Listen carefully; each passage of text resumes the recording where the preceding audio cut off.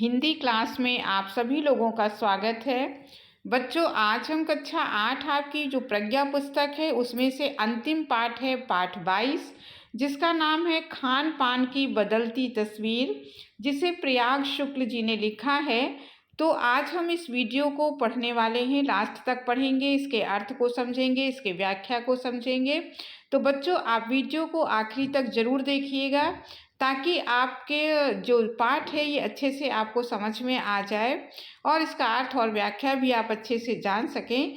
तो और अगर इस तरह के और भी आप नए नए वीडियो देखना चाहते हैं तो आप चैनल को सब्सक्राइब ज़रूर कीजिएगा। आपके लिए लगातार ऐसे वीडियो बनते रहेंगे और आप तक पहुंचते रहेंगे। तो अब इस वीडियो को शुरू करते हैं, जिसका नाम है खान पान की बदलती तस्वीर। ये जो निबंध है ये हमारे खाने पीने की जो आदतें हैं, जो हमारी संस्कृति है, उसके ऊपर ये आधारित है। तो पिछले 10-15 वर्षों में हमारी खान पान की संस्कृति में एक बड़ा बदलाव आया है। अब लेखक यहाँ पर कहते हैं कि पिछले अगर 10-15 साल देखा जाए तो हमारी जो खान पान और हमारी जो संस्कृति है, हमारा जो कल्चर है, उसमें काफ़ी बदलाव हो गया है, परिवर्तन हो गया है। इडली, डोसा, बड़ा, सांभर, रसम अब केवल दक्षिण भारत तक सीमित नहीं है, ये उत्तर भारत के भी हर शहर में उपलब्ध है। और अब तो उत्तर भारत की ढाबा संस्कृति लगभग पूरे देश में फैल चुकी है। अब लेखक का कहना है जो इडली, डोसा, बड़ा सांभर, रसम दक्षिण भारतीय किस्में मानी जाती थी, व्यंजन माने जाते थे जो दक्षिण भारत में प्रसिद्ध थे, लेकिन अब पूरे देश में इडली, डोसा, बड़ा सांभर खाया जाता है। और उत्तर भारत में जो ढाबे पे खाना खाया जाता है वो ढाबा भी अब पूरे देश में मिलता है। तो और अब तो उत्तर भारत की ढाबा संस्कृति लगभग पूरे देश में फैल चुकी है। अब आप कहीं भी हों, उत्तर भारतीय रोटी दाल आपको मिल ही जाएंगे। तो आप देश के किसी भी कोने में, किसी हिस्से में रहते हो, आपको जो भारतीय खाना रोटी और दाल सबसे जो फेमस है वो आपको हर कहीं मिल जाएगा। फास्ट फूड, जिसको कहते हैं शीघ्रता से तैयार किया जा सकने वाला खाद्य पदार्थ, आजकल फास्ट फूड का बहुत अधिक चलन हो गया है। का चलन बड़े शहरों में खूब बढ़ा है। इस फास्ट फूड में बर्गर, नूडल्स जैसी कई चीज़ें शामिल हैं। एक ज़माने में कुछ ही लोगों तक सीमित चाइनीज़ नूडल्स अब संभवतः किसी के लिए अजनबी नहीं रहे। इसी तरह नमकीन के कई स्थानीय प्रकार भी अब तक भले ही मौजूद हों, लेकिन आलू चिप्स के कई विज्ञापित रूप तेज़ी से घर घर में अपनी जगह बनाते जा रहे हैं।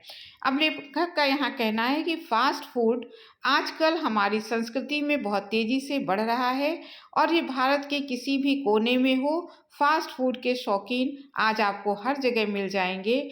और नमकीन चाहे किसी भी क्षेत्र की फेमस अभी भी हो, लेकिन आलू चिप्स, फिंगर चिप्स ये हर जगह आपको पैकेट में मिल जाएंगे। गुजराती ढोकला, गठिया भी अब देश के कई हिस्सों में स्वाद लेकर खाए जाते हैं। और बंगाली मिठाइयों की केवल रसभरी चर्चा ही नहीं होती, वे कई शहरों में पहले की तुलना में अधिक उपलब्ध हैं। यानी स्थानीय व्यंजनों के साथ ही अब अन्य प्रदेशों के व्यंजन पकवान भी प्रायः हर क्षेत्र में मिलते हैं और मध्यम वर्गीय जीवन में भोजन विविधता अपनी जगह बना चुकी है। तो अब चाहे गुजराती हो, चाहे मराठी हो, सभी तरह के क्षेत्रीय भोजन हमें देश के हर हिस्से में उपलब्ध हो चुके हैं। कुछ चीज़ें और भी हुई हैं, मसलन अंग्रेजी राज तक जो ब्रेड केवल साहबी ठिकानों तक सीमित थी, वह कस्बों तक पहुंच चुकी है। आज हम देखें कि जो ब्रेड है वो घर घर तक, चाहे अमीर हो चाहे गरीब हो, उसके नाश्ते का हिस्सा बन चुकी है और नाश्ते के रूप में लाखों करोड़ों भारतीय घरों में सेकी तली जा रही है। खान पान की इस बदली हुई संस्कृति से सबसे अधिक प्रभावित नई पीढ़ी हुई है, जो पहले के स्थानीय व्यंजनों के बारे में बहुत कम जानती है, पर कई नए व्यंजनों के बारे में बहुत कुछ जानती है। अब लेखक का कहना है कि जो नए बच्चे हैं वो इसी कल्चर में पले बढ़े हैं, इसी फास्ट फूड ज़माने के वो बच्चे हैं। तो हमारा जो क्षेत्रीय भोजन है उसके बारे में वो इतना नहीं जानते हैं जितना बाज़ार में बिकने वाले भोजन के बारे में वो जानते हैं। स्थानीय व्यंजन भी तो अब घटकर कुछ ही चीज़ों तक सीमित रह गए हैं।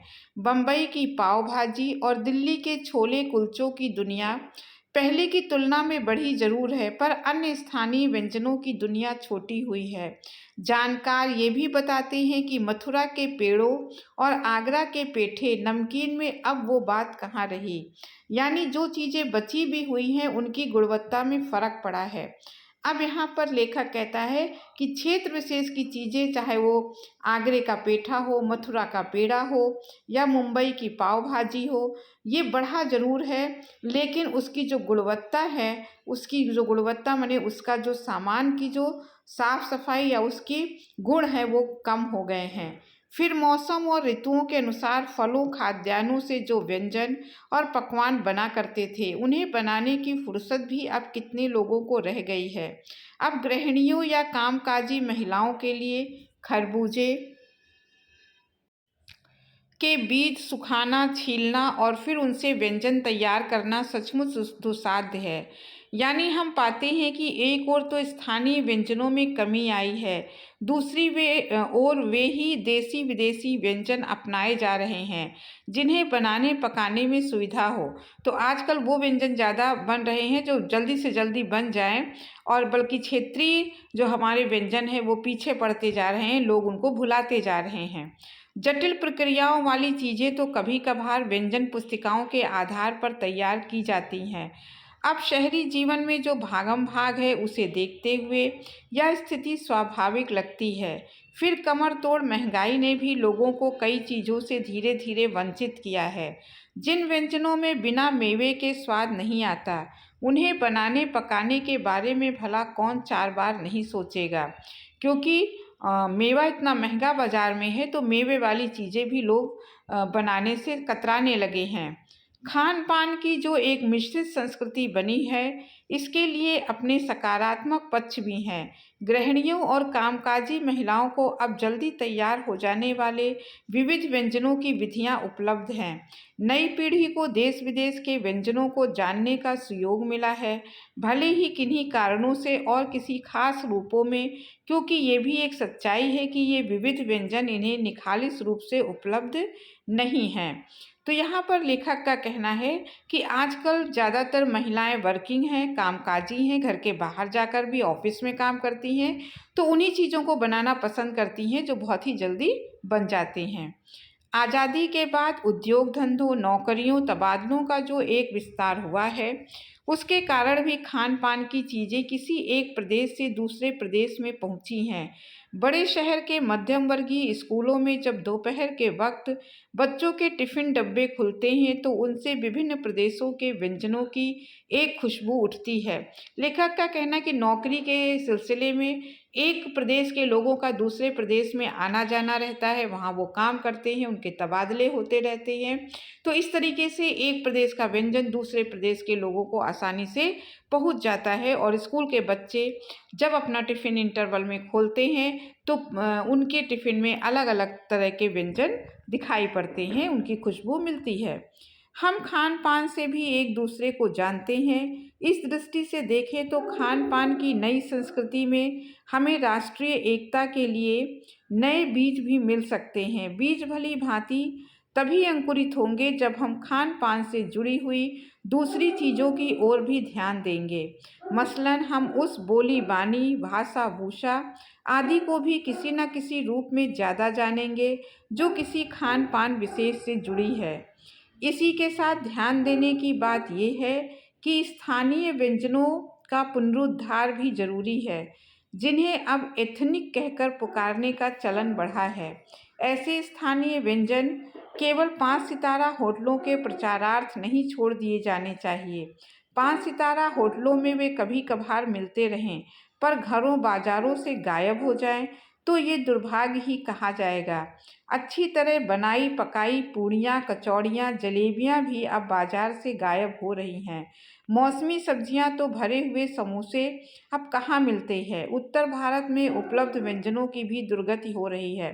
तो लेखक का कहना है कि आजकल नए नए होटल संस्कृति हो गई है। लोग होटलों में खाना खाना पसंद करते हैं, वहाँ के व्यंजनों को पसंद करते हैं। तो हमारी जो पारंपरिक चीज़ें हैं, जो पारंपरिक हमारे व्यंजन हैं, जैसे पूड़ियाँ हैं, कचौड़ियाँ हैं और पकौड़ियाँ हैं, जलेबियाँ हैं, ये धीरे धीरे बाजार से गायब होने लगे हैं।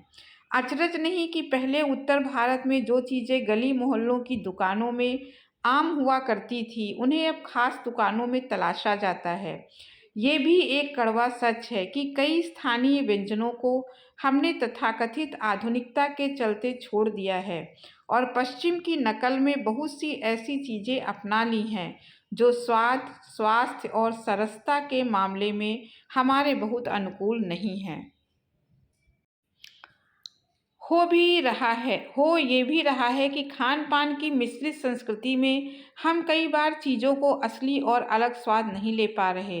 अक्सर प्रीति भोजों और पार्टियों में एक साथ ढेरों चीज़ें रख दी जाती हैं और उनका स्वाद गड्ड-मड्ड हो जाता है। खान पान की मिश्रित या विविध संस्कृति हमें कुछ चुनने का अवसर देती है। हम उसका हम लाभ प्रायः नहीं उठा रहे हैं। हम अक्सर एक ही प्लेट में कई तरह के और कई बार तो बिल्कुल विपरीत प्रकृति वाले व्यंजन परोस लेना चाहते हैं।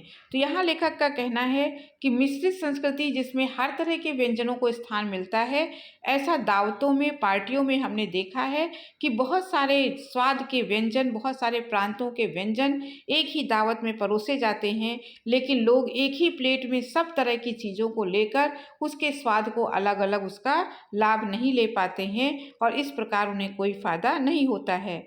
इसलिए खान पान की जो मिश्रित विविध संस्कृति बनी है और लग यही रहा है कि ये और अधिक विकसित होने वाली है, उसे तरह तरह से जांचते रहना ज़रूरी है। तो लेखक ने ये कहा है कि आजकल बाज़ार में बहुत सारे व्यंजन आ गए हैं, बहुत सारे फ़ास्ट फ़ूड आ गए हैं, लेकिन हमारे जो घरेलू व्यंजन हैं, जो हमारे पुरखों ने बनाए हैं, जो हमारी परंपराओं से चले आए हैं, हमें उन स्थानीय व्यंजनों को छोड़ना नहीं चाहिए, बल्कि उन्हें भी बढ़ावा देना चाहिए। तो बच्चों, आपको ये पाठ अच्छे से समझ में आ गया होगा। अगर आपको ये वीडियो अच्छा लगा हो तो आप चैनल को सब्सक्राइब ज़रूर कीजिएगा, लाइक कीजिएगा, अधिक से अधिक शेयर कीजिएगा। अब अगले वीडियो में फिर किसी टॉपिक के साथ मिलेंगे, तब तक के लिए धन्यवाद।